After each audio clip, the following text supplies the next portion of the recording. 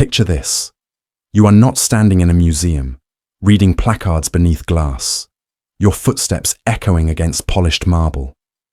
Instead, you are deep beneath the shifting sands of Saqqara, the oldest necropolis of Memphis, the city of the dead. The air here is heavy, thick with the dust of 4 millennia, and every breath tastes faintly of earth and stone. Silence wraps around you like a burial shroud, broken only by the soft scrape of your shoes on limestone passages. Above your head, the desert blazes, under the Egyptian sun. But here below, time is still. The walls whisper in muted echoes, as though voices from the past have been waiting patiently, for thousands of years, to be heard again. The tomb you stand within was sealed for over 40 centuries, its doorway hidden until less than 100 years ago. This is no royal tomb, not the eternal house of a pharaoh whose name still echoes across history. Instead, it belongs to 2 men, officials of high rank in the court of the king. Their names, Khnumhotep and Nyankhnum. They were not generals, not priests, not viziers. They were manicurists to the pharaoh, custodians of his hands, entrusted with sharp tools that touch the body of a living god. It may seem an ordinary profession, even frivolous, but in ancient Egypt, to serve the king so closely was to occupy a position of profound trust. One slip of the blade and the divine flesh of the ruler could be harmed. No one approached a pharaoh casually with metal in hand. That Khnumhotep and Nyankhnum did so tells us immediately. They were men of rare standing, guardians of a privilege granted only to the few. As your torchlight spreads across the chamber, you realize the stone around you is far from bare. The walls are alive with color. Reds, blues, ochres, and greens still cling to plaster after thousands of years, defiant against time. The painted scenes unfold like a biography in images. The 2 men overseeing their servants, tallying livestock, managing estates. They hunt in papyrus marshes, stalk birds with throw sticks, and preside over banquets where musicians play and dancers whirl. They are shown as prosperous, respected, and endlessly alive, their lives etched in pigment to outlast eternity. But here in Saqqara, such depictions are more than decoration. Egyptian tombs were not simply graves. They were machines of immortality. Every painted image was an offering, a spell, to ensure that the life depicted continued forever in the afterworld. To show oneself hunting, dining, and celebrating was not vanity, it was insurance. To be painted on these walls was to guarantee that one's K, the vital life force, would forever partake of those pleasures. In the eternal banquet hall of the afterlife, the soul would never hunger, never thirst. For the Egyptians, the tomb was not merely a resting place. It was a carefully constructed stage upon which the drama of eternity would play. Nothing, no gesture, no title, no position in a painted procession was chosen without meaning. Every detail was deliberate, every symbol a key that unlocked spiritual continuity.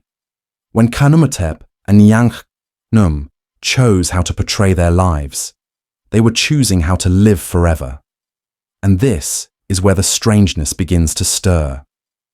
As you trace the hieroglyphs with your eyes, as you study the vignettes of their daily existence, something unusual, something even shocking begins to emerge from the stones. At first glance, you see officials in their dignity. But then, if you dare to look closer, you notice poses, gestures, and arrangements that do not belong in the script of ordinary companionship. Depictions that were never meant for brothers, nor colleagues, nor even the closest of friends. Here, deep beneath the desert, among the painted shadows of eternity, the two men whisper a truth carved for the gods as much as for us. a truth that has unsettled Egyptologists since the tomb's discovery. A truth that forces us to question not just their lives, but the very framework through which we interpret the ancient world. At first, your eyes adjust slowly to the light, skimming across the banquet scenes and hunting expeditions, the predictable rituals of Egyptian tomb art. But then, something halts you in your tracks. Two figures stand before you, not in the stiff formal poses of colleagues or kin, but in a way that feels startlingly intimate. Khnumhotep and Nyankhnum, face to face, their noses almost touching. In Egyptian visual language, this is the most tender gesture possible, a symbol reserved for husband and wife. Their arms encircle one another's backs, their bodies pressed close, and you feel your own heartbeat quicken as the ancient artist's intent pierces the gulf of time. It is not an isolated image. Scene after scene reinforces the same theme. Inscriptions describe them with possessive pronouns that suggest unity rather than separation, as if they were one soul in two bodies. Their wives and children are there too, yes, but relegated to the margins. Their figures are smaller, tucked into corners or beneath the central composition. They are acknowledged, but they do not dominate. The gaze of the viewer, then as now, is drawn again and again to the bond between the two men. And in the holiest space of all, the offering chamber, the room designed to channel food, prayers, and eternal sustenance into the next life, their embrace reaches its most radical form. Here, Nyankhnum is depicted where a wife should stand, in the position of spousal intimacy, with Khnumhotep embracing him tenderly from behind. This is no accident of style. Tomb iconography was a strict, codified system, where placement meant status and gesture meant truth. To place Nyankhnum in this position was to make a permanent statement. The relationship between these two men was not secondary. It was central, eternal, divine. For modern viewers, the implication is almost impossible to miss. Yet for the people of the Old Kingdom, such a scene would have carried layers of symbolism far beyond our categories of sexuality. Egyptian tomb art was not created for strangers of the future. It was created for gods and spirits, designed to transmit a message into eternity. Every figure, every pose, every inscription was an offering of meaning. The nose-to-nose pose, known as the kissing stance, was the pinnacle of conjugal affection. The embrace around the waist was a visual seal of unity. These were sacred signs, not casual decoration. And so, Egyptologists who first stepped into this tomb in 1964 found themselves confronted with a puzzle. What exactly were they looking at? Were they seeing the world's oldest declaration of same-sex love, carved without shame into the walls of a sacred space? Or were they misinterpreting symbols, reading them through the lens of modern assumptions? Could it be that in this eternal home, two men had dared to portray themselves not just as colleagues, not just as family, but as soulmates? The question still hangs in the dim silence of Saqqara, and as the light falls across their painted faces, Khnumhotep and Nyankhnum seem to look back at us, asking whether we have the courage to read their truth as they meant it, or whether, like so many before us, we will look away, insisting on safer interpretations. When archaeologists first cracked open the tomb in 1964, they were not prepared for what they saw. At a glance, everything seemed orderly officials of the royal court, surrounded by family, fulfilling the conventions of Old Kingdom funerary art. Yet, the intimacy of Khnumhotep and Nyankhnum's depictions unsettled the scholars who studied them. Nose-to-nose embraces, shared poses of spousal unity, a visual narrative that elevated their bond above all others. This was not in the manual of Egyptology. The earliest explanation, almost reflexive, was that they must have been brothers, perhaps even twins. It was an elegant solution. They shared a profession, they shared a tomb, and even their names carried echoes of the same god. Khnum, the ram-headed creator deity who shaped life upon the potter's wheel. What better way to explain such closeness than blood itself? And so, for decades, textbooks and museum labels repeated the same refrain: the tomb of the two brothers. But cracks quickly appeared in this explanation. Egyptian art was bound by rules as rigid as any law code. Brothers were depicted together, yes, but never in this way. They might appear side by side in formal poses, or hunting in a boat together, but they did not stand pressed chest to chest, lips nearly touching. They did not embrace with the iconography of lovers. To do so would have been, at best, confusing, at worst, sacrilegious. The language of love and union in Egyptian art was precise, and it belonged to marriage. And then there was the matter of their families. Both men are depicted with wives and children. If they were twins, why relegate their families to the margins of their eternal home? Why center their bond with each other in scene after scene? The traditional interpretation began to feel less like an answer and more like an evasion, a way of sidestepping the uncomfortable implications of what the art actually showed. This tomb, carved into the bedrock of Saqqara, was not a careless work. Nothing about it was accidental. Every figure was chosen, every gesture intentional.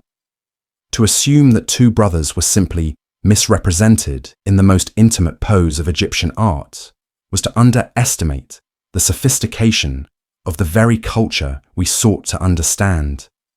So the mystery deepened. If not brothers, then what? Were they lovers? Partners? Was this the world's oldest coming out, hidden in plain sight among hieroglyphs and painted feasts? Or were they something else entirely, an arrangement, a bond that fit into categories we no longer possess? This question, who were Khnumhotep and Nianchkhnum to each other, is not a puzzle of mere curiosity. It is a doorway, because the way we interpret them reveals not only their truth, but also the lenses we bring to the past. To call them brothers is to impose our comfort. To call them lovers is to risk imposing our categories on a world that may have understood intimacy differently. Their tomb forces us to ask, are we listening to what they carved for eternity, or are we only hearing the echoes of our own assumptions? As Egyptologists wrestled with the enigma, new theories emerged, each an attempt to reconcile the unusual intimacy of Khnumhotep and Nianchkhnum's tomb with the rigid frameworks of Old Kingdom society. The simplest explanation, they were brothers, was already unraveling under the weight of the evidence. So scholars cast about for other possibilities. One suggestion was that the men might have been conjoined twins. Their near-constant pairing in the artwork, their physical closeness, even their shared name, invoking the god Khnumit, could all point to a biological bond. If they were literally inseparable in life, then their shared eternal home would make sense. The theory even gained traction in popular accounts, for it explained their unity while preserving a non-romantic interpretation. But it had a fatal flaw. No skeletal remains have ever been conclusively identified within the tomb. Without physical evidence, the conjoined twin hypothesis remains little more than speculation. And it still fails to explain the deliberate use of spousal iconography, the nose-to-nose stance, the embrace around the waist, the substitution of Nianchkhnum for a wife in the offering scene. Why choose the symbols of conjugal union if the bond was purely biological?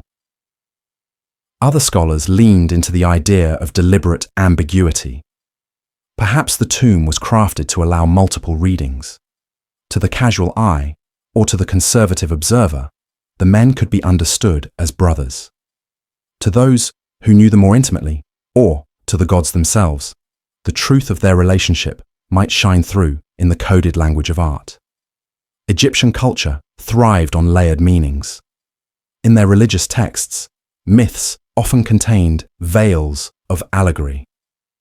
In their art, a gesture could carry 3 levels of significance: one for the living, one for the spirits, and one for the divine. Could Khnumhotep and Nyankhnum have harnessed that ambiguity to craft a tomb that both conformed and rebelled at once?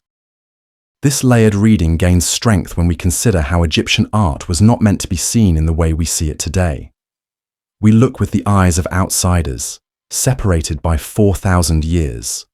But the tomb was designed for an audience of gods, ancestors, and spirits who could perceive meanings beyond the obvious. To them, the embrace may have been unambiguous, a declaration of eternal partnership, while still allowing the tomb to pass unchallenged in the rigid court of the pharaoh. And so, the debate circles back to the same tantalizing question. Were Khnumhotep and Nyankhnum a unique exception, a historical anomaly, or were they simply the only ones bold enough, powerful enough, to inscribe their truth in stone? What we know for certain is this: no matter which theory we choose, the tomb was no accident. Its images were deliberate, its composition purposeful. These men wanted to be remembered together. They wanted eternity not as individuals, not as rivals, not even as brothers, but as a pair, joined so closely that history itself has struggled to separate them. To even begin to unravel the mystery of Khnumhotep and Nyankhnum, we have to step into the mental world of ancient Egypt. Their society was not governed by the kinds of categories and moral codes familiar to us today. Instead, everything, every law, every ritual, every judgment was weighed against a single principle: Ma'at. Ma'at was not merely truth or justice. It was balance, harmony, the divine order that sustained the cosmos itself. It was what kept the sun rising each morning, the Nile flooding each year, and the kingdom standing firm beneath the gods' protection. For the Egyptians, to live in accordance with Ma'at was the highest calling. To live against it was to invite chaos, destruction, and oblivion. In this framework, morality was not an abstract list of sins, but a question of whether one's life preserved or disrupted the cosmic balance. A farmer who cheated in grain weights threatened Ma'at. A thief who plundered a tomb disrupted the sacred rest of the dead. An adulterer endangered lineage and inheritance, destabilizing the family line. These were not small offenses. They were fractures in the very foundation of order. At death, every Egyptian expected to face judgment in the Hall of Two Truths. Their heart would be placed on a scale and weighed against the feather of Ma'at. If the heart was heavy with disorder, with a life lived against harmony, it would be devoured by Ammit, the monster that waited at the feet of Osiris, and the soul would vanish into nothingness. If it was light-balanced, righteous, then the soul would pass into the field of reeds, an eternal paradise where the dead lived again, harvesting golden grain beneath an eternal sun. Where, then, could the bond of Khnumhotep and Nyankhnum fit?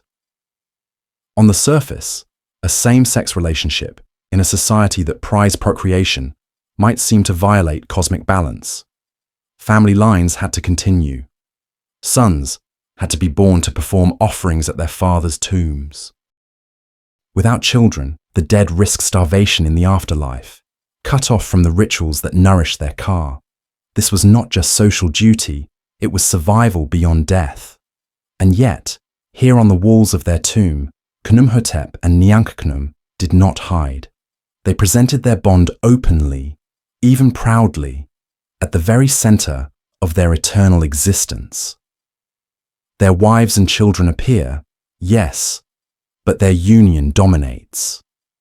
If such a portrayal had been considered a violation of Ma'at, Could it have stood in the shadow of the Step Pyramid, in Saqqara, the pharaoh's sacred necropolis? Could such a tomb have been constructed at all?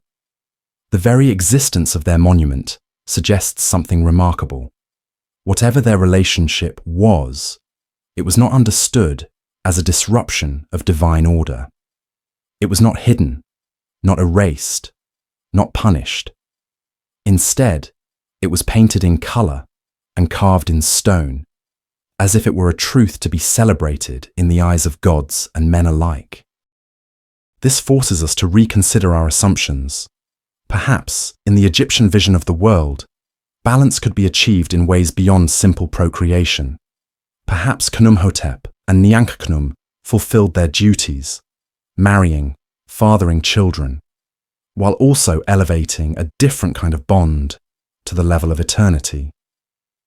Perhaps Maat was not about the gender of one's partner at all, but about whether one's life was lived with integrity, harmony, and respect for the cosmic order. Their tomb is not a rebellion against Maat. It is a declaration that their union, however defined, was part of it. And that is a truth more radical and more enduring than any theory of brotherhood or biology. If Khnumhotep and Nyankhnum's union truly defied their society, surely we would expect to find traces of condemnation somewhere in Egypt's vast body of texts. After all, this was a civilization obsessed with rules, records, and order. From the earliest dynasties to the late empire, Egyptian scribes wrote laws on everything from property disputes to blasphemy, from taxation to the treatment of livestock. Their bureaucracy was meticulous, their moral codes exhaustive. And yet, when scholars search the surviving texts for prohibitions against same-sex relationships, they find something astonishing: silence. Across 3,000 years of dynastic history, not a single law explicitly bans sexual relations between two people of the same gender. There are regulations against adultery because it threatened the sanctity of lineage. There are laws against incest, against theft, against sorcery, against desecrating sacred space. But nowhere, not once, is love or desire between men or between women marked out as a crime. This absence speaks volumes. A society legislates against what it fears most. The Egyptians feared tomb robbers, who could disturb the rest of the dead and disrupt the cycle of offerings. They feared tax evaders, whose dishonesty could weaken the state. They feared impiety toward the gods, which could shatter the delicate harmony of Maat. But they did not, it seems, fear two men lying together. Now, silence is not the same as celebration. It does not prove acceptance. It could mean indifference, or perhaps that such relationships were too private to be considered a matter of law. Yet even this indifference is telling. In Greece, philosophers argued endlessly about love between men. In Rome, moralists thundered against the shame of taking a passive role. In the Hebrew Bible, laws declared same-sex intimacy an abomination. But in Egypt, quiet, no thunder, no judgment, no lists of punishments. Only silence. And perhaps that silence reflects a different way of seeing. To the Egyptians, what mattered was whether an action disrupted order, dishonored family, or defiled the sacred. Two men sharing affection in private did not inherently threaten Maat. It was not a violation of cosmic balance. It was, at most, irrelevant. And so, as we search the papyri and inscriptions, what we find is not a condemnation, but an absence, a void, where other civilizations would have placed restrictions. And into that void steps the tomb of Khnumhotep and Nyankhnum, filling it with color, intimacy, and daring. Their embrace does not contradict Egyptian law, because there was no law to contradict. It hangs instead in a rare silence, one that suggests that perhaps, in this most rule-bound of civilizations, there were still spaces where human connection existed beyond codification. If the law courts of Egypt remained silent on same-sex desire, perhaps morality spoke louder. For the Egyptians, morality was not only lived in the present, it was rehearsed for eternity. At the moment of death, every person stood before Osiris and 42 divine judges, reciting what is known as the negative confession. This litany, inscribed in the Book of the Dead, was a defense of one's soul, a declaration of innocence against a catalogue of sins. The confessions are startling in their detail. The dead would say, "I have not stolen. I have not slain men and women. I have not diminished the offerings of the gods. I have not eavesdropped. I have not carried away food. I have not cursed. I have not mistreated cattle." Each denial was specific, designed to prove that the soul had lived in accordance with Ma'at, that delicate harmony of truth and order. Yet in all the hundreds of versions of the negative confession that have survived, nowhere do we find the words, "I have not lain with a man as with a woman." There is no statement against same-sex relations. By contrast, there are clear denials of adultery. "I have not committed adultery. I have not defiled the wife of another man." The concern was not the gender of one's partner, but whether one disrupted another family, broke a bond of marriage, or brought disorder to the lineage. The logic is consistent. Sexual acts became sinful only when they endangered social or sacred balance. Adultery was wrong because it trespassed upon another man's household and heirs. Sex in a temple was wrong because it violated sacred space. But two men sharing intimacy in private, it does not appear on the list of cosmic infractions. It was not enough to tip the heart against the feather of truth. This absence is striking when placed beside other civilizations. The Greeks left pages of moral debates about desire, drawing fine distinctions between noble and base forms of love. Roman satirists filled their works with ridicule of men accused of passivity. The Hebrews enshrined prohibitions in scripture, but Egypt, in their most sacred text, the text that determined whether a soul lived forever or was devoured by Amit nothing, it would be a mistake to assume this means every Egyptian welcomed such relationships with open arms. Social disapproval may have existed in whispers, in gossip, in insults that never reached the papyrus. Yet the very framework of morality, the map of the afterlife itself, left no place for same-sex love to be condemned. In the hall of judgment, the gods would not ask, "Did you love a man?" They would ask, "Did you betray? Did you disrupt? Did you dishonor?" And so, the tomb of Khnumhotep and Nyankhnum gains new weight. Their embrace was not simply tolerated by silence, it harmonized with the moral order itself. They could stand before Osiris and truthfully say, "I have not defiled another's wife. I have not caused disorder. I have lived in accordance with Ma'at." Their union, however defined, did not disqualify them from eternity. If the laws of Egypt were silent and the Book of the Dead offered no condemnation, perhaps the myths, the stories Egyptians told about their gods, can reveal the deeper cultural currents. For hidden within divine tales are reflections of human fears, boundaries, and taboos. And in one of the most dramatic myths of all, the struggle between Horus and Set, we find an episode that touches directly on same-sex intimacy. The story begins in blood. Osiris, the righteous king, is murdered by his brother Set, god of chaos and disorder. Set seizes the throne, but Osiris's son Horus rises to challenge him. What follows is not a single duel, but a prolonged war of tricks, battles, and trials, a cosmic contest to determine who will rule Egypt. In one of the strangest episodes of this saga, Set invites Horus into his home. He speaks of reconciliation, of peace, but under the cover of night, he attempts to overpower Horus sexually. Set's intent is not love, not desire, but domination. To force Horus into a submissive role would humiliate him, feminize him, and prove before the gods that Horus was unfit to rule. But Horus is cunning. With the help of his mother Isis, he thwarts the assault.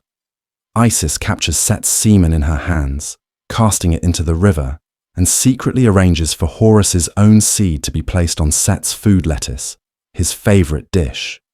When Set boasts before the tribunal of gods that he has dominated Horus, the gods summon the semen to speak, and it answers, from Set's own body. The humiliation turns against him. Instead of emasculating Horus, Set is shamed, his claim to kingship weakened. For centuries, this episode has been cited as proof that Egyptians viewed same-sex intimacy with disgust. But a closer reading reveals something subtler. The gods never condemn Set simply for lying with a man. The shame lies in the act of force, in the attempt to unbalance the cosmic hierarchy through domination. The real violation is not the gender pairing. It is the attempt to turn a god of order into the passive victim of chaos. This distinction matters. It shows that Egyptian anxiety was not about love between men, but about the structure of power.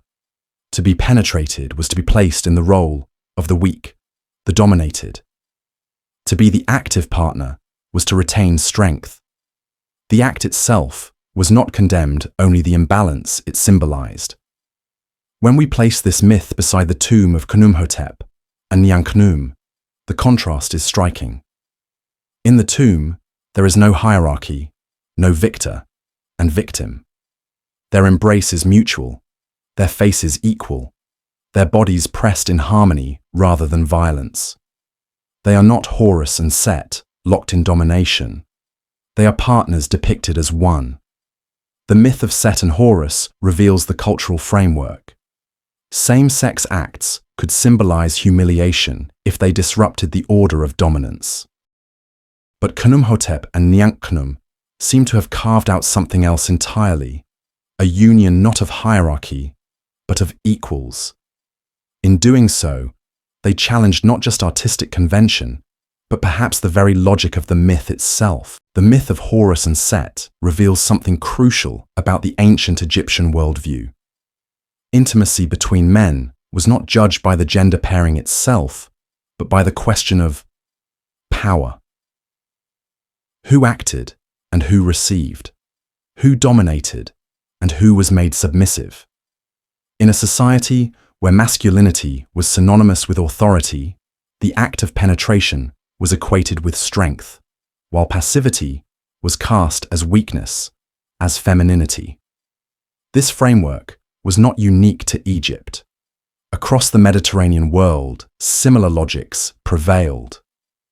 In classical Rome, it was considered perfectly acceptable for a freeborn man to take male lovers, provided those lovers were of lower status slaves, prostitutes, or captives.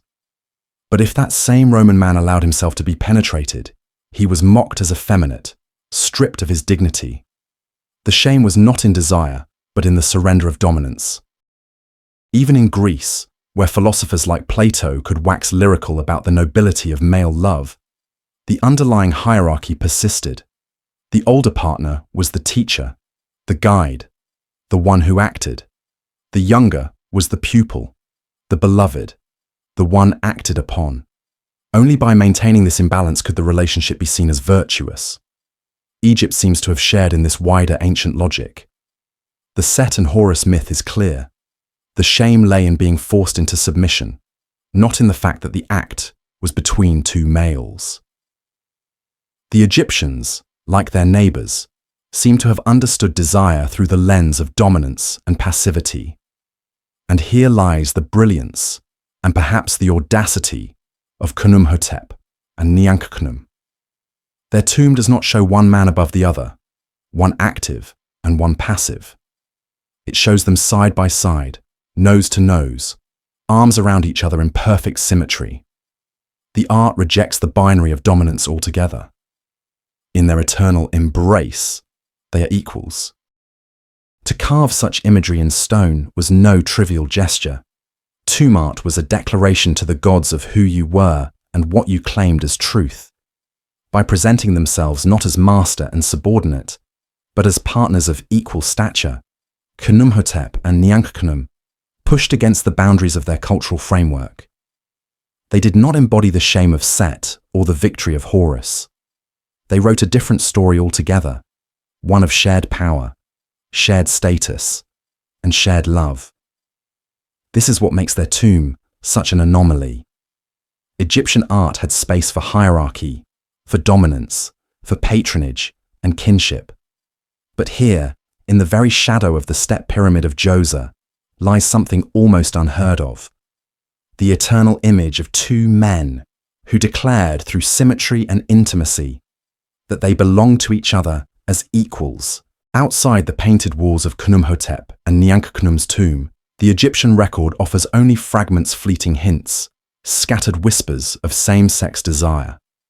Among these, one tale from the Middle Kingdom stands out, a story written on fragile papyrus that has survived in tantalizingly incomplete form. It tells of a pharaoh, Neferkare, and his general, Sassanet. Each night, according to the account, the king would leave the palace in secrecy and make his way to the general's house. There, the text says, with careful ambiguity, he did what he wished with him. By day, the people whispered about their ruler's nightly excursions. By night, the king slipped through the darkness to his companion. The papyrus is broken, its lines fractured.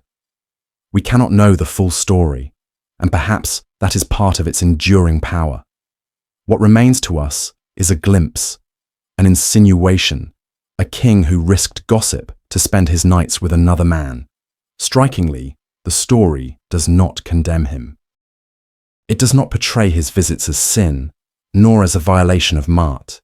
Instead, it frames them as royal intrigue, as a curiosity, a subject for gossip rather than outrage. Again, the issue seems to be one of power. As king, Neferkare was the embodiment of authority itself. His desires could not be judged by ordinary standards. His bond with Sassaneh, whatever its nature, reinforced hierarchy rather than disrupted it. The ruler bestowed his presence, and the general received it. The arrangement fit neatly into the cosmic order, and so the text treats it as little more than courtly scandal. But for us, the fragment is precious. It shows that the bond between Khnumhotep and Nyankhnum was not without precedent. Same-sex desire flickers here and there in Egyptian records, never fully named, never fully erased. It appears in myths of gods, in gossip of kings, in silences and insinuations. Always elusive, always just beyond the reach of certainty, yet undeniably present. The tale of Neferkare and Sassanet reminds us that what Khnumhotep and Nyankhnum carved in stone may not have been an isolated anomaly. It may have been one bright example of a truth that ran quietly, persistently, beneath the surface of Egyptian life, a truth that rarely found voice, but when it did, it left traces strong enough to survive the ages. So far, every clue we have uncovered, whether from tomb art, myth, or papyrus centers on men, Khnumhotep and Nyankhnum, Horus and Set, Neferkare and Sassanet. Again and again, the voices of women are absent, not only from the discussion of same-sex desire, but from much of the written record itself. And this absence is not an accident. It is the silence imposed by a patriarchal world. Ancient Egypt granted women certain rights unusual for the ancient world. They could inherit property, initiate divorce, even run businesses. Yet their identities were still largely defined through men, as daughters, as wives, as mothers. The state and its scribes focused on lineage, on heirs, on the transmission of names and wealth through male lines. Women's private lives, their bonds of friendship, affection, or passion with other women, left little trace.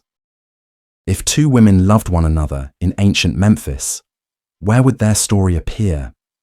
not in the tombs, which were commissioned by male officials to celebrate their families and heirs, not in the myths, which revolved around male gods, kings, and cosmic battles, not in the law codes, which cared only about property, inheritance, and the sanctity of marriage as a contract.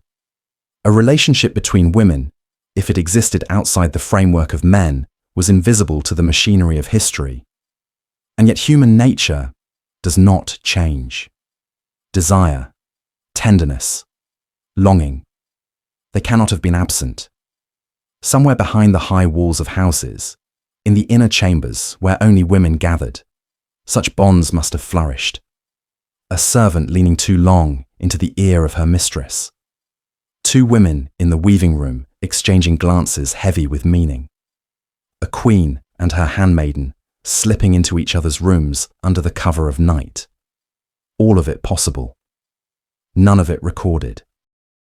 This silence is itself a revelation. It shows not that such relationships did not exist, but that the system of record-keeping had no category for them. They were not crimes that needed laws. They were not heirs that needed contracts. They were not threats to lineage or property. And so, they slipped beneath the surface of history, carried only in whispers and private memory. In contrast to Khnumhotep and Nyankhnum, whose wealth, power, and status allowed them to inscribe their bond on stone. Women's love remained unwritten, erased not by malice, but by neglect. It is a ghostly absence, and yet it speaks. It tells us that when we gaze into Egypt's past, we are not seeing the whole truth. We are seeing the version curated by men, for men, about men. And in that gap of silence, entire lives, entire loves have vanished. If law and morality did not forbid same-sex desire, perhaps language itself might offer a clue. What words did the Egyptians have for love, for intimacy, for the kinds of bonds that Khnumhotep and Nyankhnum carved into stone? Here again, the silence is striking, not the silence of absence, but the silence of categories never invented.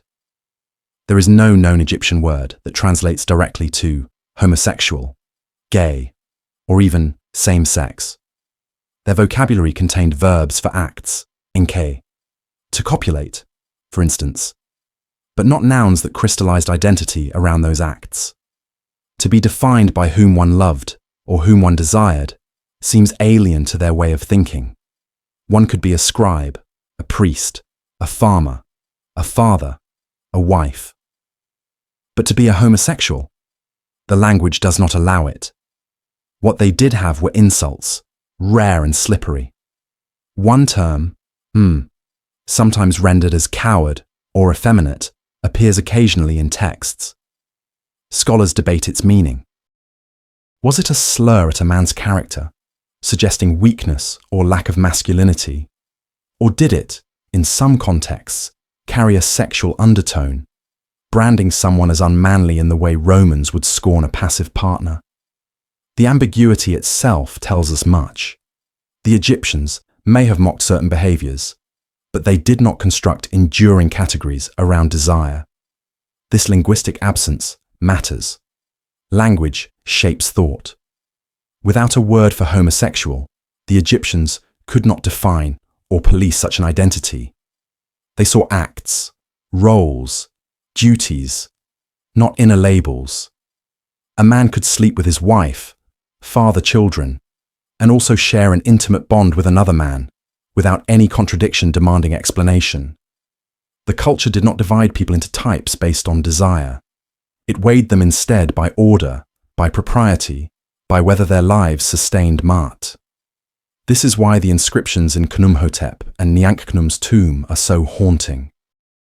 Instead of the clear term hemet, wife, the scribes use ambiguous possessives, language that blurs categories, that refuses to define. It is almost as though the tomb itself resists being pinned down. To call them brothers is insufficient. To call them lovers risks an anachronism. The words slip from our grasp, just as they slipped from the chisel's edge. And yet, perhaps that is the point. Perhaps they lived in a world where love could be real, even eternal, without being caged by vocabulary. Perhaps the Egyptians understood something that our modern obsession with categories obscures, that desire is not always an identity, but sometimes simply a truth carved into the heart, and, in this case, into stone. If language had no fixed category for love between men, then perhaps the answer lies in the lives Khnumhotep and Nyankhnum actually lived. For alongside their intimacy, the tomb makes another fact unmistakable. Both men had wives and children. Their families are painted on the walls, their names inscribed in the texts. On the surface, this would seem to contradict any romantic interpretation. Surely men who fathered children were fulfilling their roles as husbands in the most conventional sense. Surely this proves they could not have been partners in love. But perhaps this contradiction dissolves when seen through the lens of Egyptian duty. For an elite man of the Old Kingdom, marriage was not optional. It was not a question of if, but of when and to whom. Marriage secured alliances between families, ensured heirs, and guaranteed that the rituals of remembrance would continue after death. Without sons, a man risked losing his place in the afterlife itself. Wives and children were not merely personal choices, they were anchors of cosmic order. And so, imagine the position of Nyankhnum. Imagine that his deepest bond, the partnership of his soul, was not with his wife, but with Khnumhotep. What was he to do? Refuse marriage? That would be unthinkable, a social and spiritual disaster. No, the solution was more subtle. Fulfill his obligations as husband and father, secure his lineage, but reserve the central space of his heart and his tomb for the man with whom he shared his truest companionship. This, perhaps, was the arrangement. Their wives gave them heirs, the sons who would bring offerings for centuries at their tomb. Their marriages satisfied the demands of society and Ma'at. But their union with one another, their shared work, their shared household, their eternal embrace, satisfied the demands of their hearts. In this light, the art of their tomb takes on new meaning. Again and again, we see the hierarchy. Khnumhotep and Nyankhnum at the center, larger than all others, the axis of every scene. Their wives and children appear, yes, but smaller, pushed to the edges. It is not erasure, it is acknowledgement. Yet the message is unmistakable. The defining bond of their lives was between each other. To us, this may look like living a double life. But perhaps the Egyptians would have seen no contradiction. In their world, duty and desire were not mutually exclusive. One could satisfy both, if one was clever enough to balance them. Khnumhotep and Nyankhnum seem to have found that balance. They fulfilled their obligations to society, and then, in their eternal home, declared their true partnership in stone. This solution was not rebellion. It was something more ingenious, conformity that concealed freedom.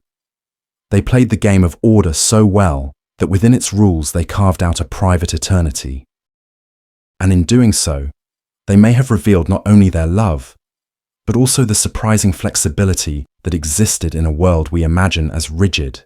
When we step back and look at the tomb as a whole, the radicalism of Khnumhotep and Nyankhnum's choices becomes even clearer. This was no modest burial chamber tucked away in obscurity. Their eternal home stood in Saqqara itself, the vast necropolis of Memphis, where kings, priests, and officials were buried in the shadow of Djoser's step pyramid, one of the most sacred landscapes in all of Egypt. To carve one's truth into stone here, within reach of royal eyes, was an act of daring. The art is explicit in its message of togetherness. In banquet scenes, the two men sit side by side as masters of the feast positions normally reserved for a husband and wife.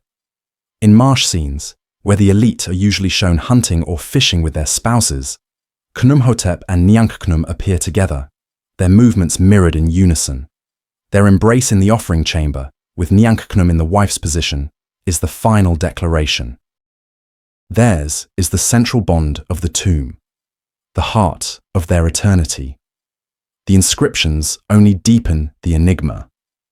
Nowhere do they use the word Hemet, wife, to describe the men's relationship to each other. Instead, they lean into ambiguity, using possessives and phrasing that leave room for multiple interpretations. To an outsider, the tomb could be read as honoring brothers.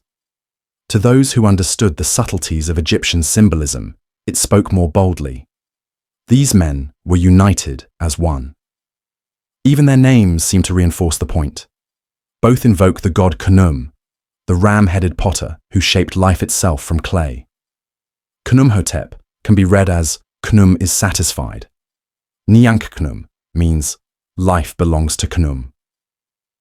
Side by side, the names intertwine, as if their very identities were spun together from the same divine source. To live, to be satisfied, both through Khnum, could any pairing be more symbolically united? This was not rebellion in the modern sense. Rebellion would have brought ruin. No man in Saqqara could defy the pharaoh's order and hope to build such a tomb. Instead, Khnumhotep and Nyankhnum mastered the art of coded survival. They obeyed every requirement of their age, married, had children, served the king, yet within those constraints, they carved an image of themselves as eternal partners. It was not a hidden act, but a layered one, bold enough to be seen, subtle enough to endure. The result is a monument unlike any other in Egypt. A tomb that speaks with two voices, yet tells one story. A masterpiece of ambiguity and intimacy, standing in the heart of the necropolis, daring anyone mortal or divine to deny the bond it enshrines. If the tomb of Khnumhotep and Nyankhnum was such a bold declaration, why is it the only one of its kind? Saqqara alone contains hundreds of Mastaba's grand tombs of officials whose walls are covered with banquets, hunts, and family portraits. Thousands more line the Nile Valley. And yet, no other has come to us with imagery so intimate, so unambiguous, between two men. Was their union truly an anomaly, a singular flicker of love carved against the grain of history? Or have we simply failed to see the evidence lying in front of us? Consider Egyptian statuary. Many tombs included K statues, images of the deceased meant to house their vital spirit. These often show two figures, sometimes a man with his spiritual double, other times a man with his wife. But there are examples of two men side by side, one's arm around the other's shoulder. For generations, Egyptologists have labelled such pairs as brothers, or dismissed one as the man's car made flesh. But what if, instead, we are looking at partnerships hidden in plain sight? Without inscriptions to make the bond explicit, we can only speculate. Yet now, after Khnumhotep and Nyankhnum, those statues beg to be seen anew. Then there is the poetry. Egypt produced some of the most exquisite love songs of the ancient world, written on papyrus or painted on ostraca. Their language is lyrical, intoxicating. My beloved's voice is sweet as honey. My heart races when he passes by. I belong to you like the field belongs to the farmer. At first glance, these are heterosexual, for the beloved is often called sister or brother, terms of endearment in Egyptian verse. But the pronouns are slippery, the imagery ambiguous.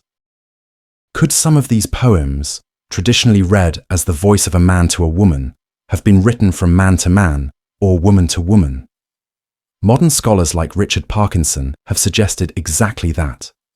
That gender in Egyptian poetry may have been more fluid than once assumed, allowing same-sex love to be voiced behind the mask of convention. If so, then the silence around Khnumhotep and Nyankhnum may not be silence at all, but erasure. A long chain of scholars, each inheriting the assumptions of his age, has read every statue of two men as brothers, every poem as heterosexual. But what if those assumptions blinded them to what was really there? The tragedy of history is not only what is lost, but what is overlooked. The tomb of the two manicurists may not be unique.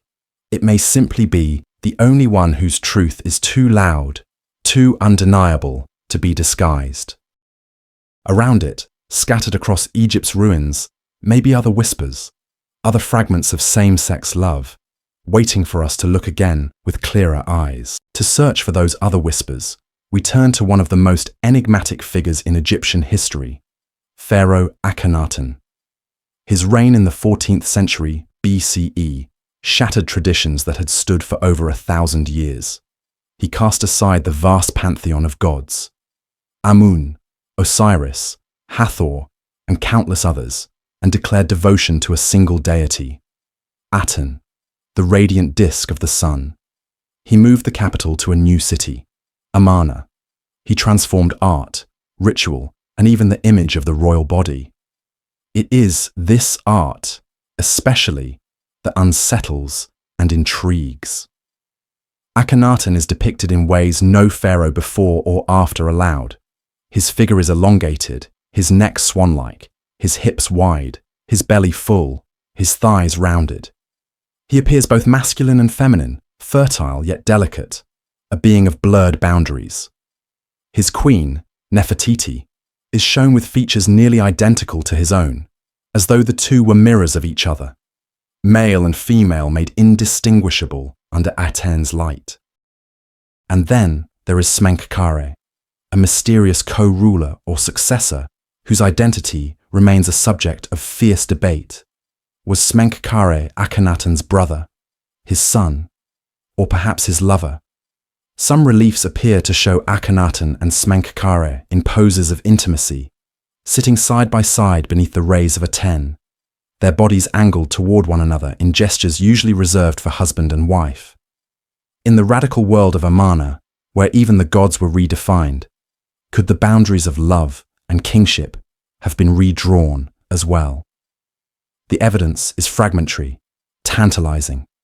Some scholars argue that Smenkhkare never existed, that the figure was a misidentified representation of Nefertiti herself. Others insist that Smenkhkare ruled briefly after Akhenaten's death, his name erased in the political chaos that followed. But even the ambiguity speaks to the strangeness of the Amarna revolution. In a world where divinity itself was reimagined, where the royal body was reshaped into something androgynous and unearthly, it is not impossible that love, too, was given new forms.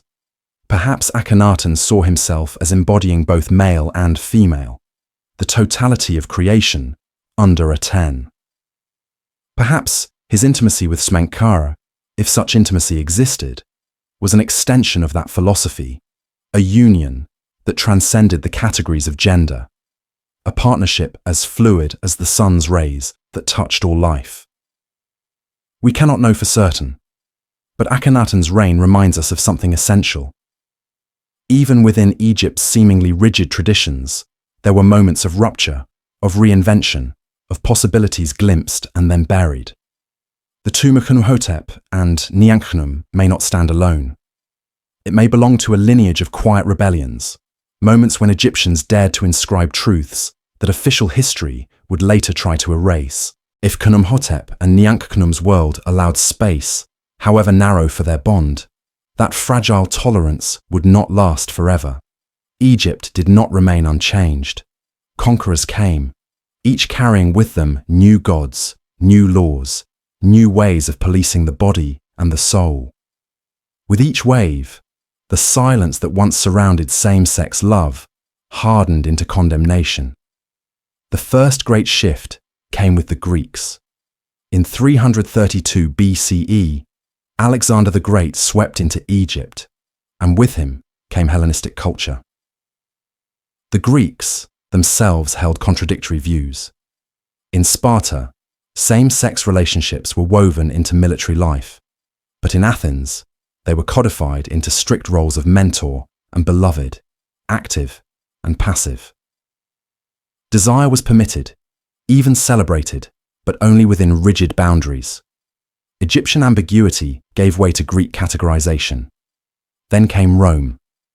When Augustus annexed Egypt in 30 BCE, the Roman obsession with dominance and masculinity was imposed on the Nile Valley. Roman moralists did not condemn same-sex acts in themselves, but to be the passive partner was to be branded unmanly, weak, worthy of ridicule. The Roman gaze sharpened the Egyptian logic of power into a sharper blade. Sexuality was no longer just a matter of balance, but a marker of status and shame. The most profound change, however, arrived not with foreign emperors, but with a new faith. Christianity spread through Egypt in the centuries after Rome, and with it came a revolution in morality. For the first time, desire itself, not merely disorderly acts, was branded sinful. The Apostle Paul, writing to the Romans, condemned men inflamed with lust for one another, declaring such unions unnatural and shameful. The old Egyptian concern with ma'at, with harmony and disruption, was replaced by an entirely different framework: sin and salvation, purity and damnation. With this shift, the embrace of Khnumhotep and Nyankhnum would no longer have been seen as ambiguous or acceptable. It would have been read as a violation of divine law, an offense not only against society, but against God. Where their world had painted silence, Christianity wrote prohibition. Where their art had spoken in layered codes, the new faith imposed a single interpretation: condemnation. And then, in the 7th century, came Islam. Like Christianity, it carried with it a strong moral and legal code, one that explicitly forbade same-sex acts. In the Quran, the story of Lot became the central text for framing homosexuality as a sin against God. Egyptian society, now deeply Islamic, absorbed these teachings, and whatever traces of tolerance or ambiguity remained were swept away under the weight of religious orthodoxy. The culture that had once allowed Khnumhotep and Nyankhnum to carve their truth in stone was gone. Their tomb remained sealed beneath the sands of Saqqara, but the worldview that gave it meaning had vanished. By the time European archaeologists rediscovered Egypt in the 19th century, the silence around same-sex love had become not one of indifference, but one of erasure. When the sands of Saqqara finally yielded the tomb of Khnumhotep and Nyankhnum in 1964, it entered a world profoundly different from the one that had birthed it. For nearly 1,400 years, Egypt had been shaped by Christianity and Islam, both of which had recast same-sex intimacy, not as a private matter, but as sin. And layered atop that was yet another lens, the worldview of the Victorian scholars who first built the discipline of Egyptology. In the 19th century, European explorers and archaeologists descended on Egypt with an insatiable hunger for antiquity. They marveled at temples, deciphered hieroglyphs, hauled mummies into drawing rooms. But they also carried with them the heavy baggage of their own age, an era defined by repression, by rigid moral codes, by an almost pathological fear of homosexuality. In Victorian England, intimacy between men was not just frowned upon, it was criminal, punishable by imprisonment, ruin, or worse. It is no wonder, then, that when early Egyptologists encountered ambiguous scenes in tombs, two men side by side, arms around shoulders, they reached for the safest interpretation: brothers. Even when faced with the nose-to-nose embrace of Khnumhotep and Nyankhnum, scholars strained to see anything but romance. The label, the Tomb of the Two Brothers, became the official designation, and with it, the possibility of their love was smothered beneath Victorian discomfort. This erasure was not deliberate malice so much as cultural blindness. To men raised in societies where the love that dare not speak its name was unspeakable, it was almost impossible to imagine that an ancient civilization might have accepted or celebrated such a bond. And so, rather than confront the implications, they projected their own categories onto the past. The irony is bitter. For millennia, Khnumhotep and Nyankhnum's embrace survived untouched, painted in bright colours while empires rose and fell. It was not until modern scholars, with their own cultural anxieties, stood before it that the meaning was denied. The gods had not erased their truth. The desert had not erased it. History had not erased it. But scholarship shaped by the prejudices of its age nearly did. It would take another century and the rise of new voices in both academia and society before the possibility of reading their tomb as a love story could even be spoken aloud. In the decades after its discovery, the tomb of the two brothers remained a scholarly puzzle, filed neatly under the category of unique sibling affection. But as the 20th century drew to a close, the world outside academia began to change. LGBTQ+ people, long silenced, were fighting for visibility, rights, and history itself. And with this cultural shift came a new question for Egyptology. Had the past been misread through the blinders of prejudice? Scholars began to look again at Khnumhotep and Nyankhnum with fresh eyes.